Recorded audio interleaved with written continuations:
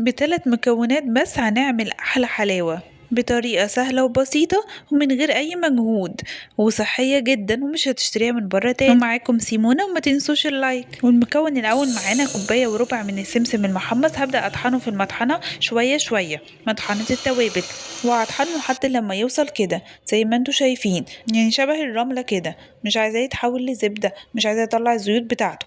وهبدأ أحضر معايا نص كوباية من الطحينة، هنزل بيها على السمسم اللي احنا طحناه. وده تاني مكون معانا. هبدأ بقى أحضر معايا تلت كوباية من العسل النحل وهنزل بيها، وده تالت مكون.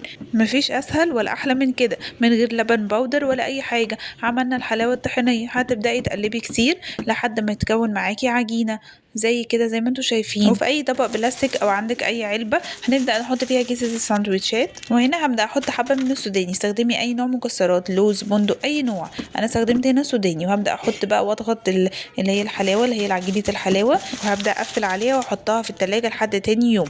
من كده تاني يوم طلعتها من التلاجة. بصي هتبدأي تقلبيها في أي طبق. شفت متماسكة قد إيه؟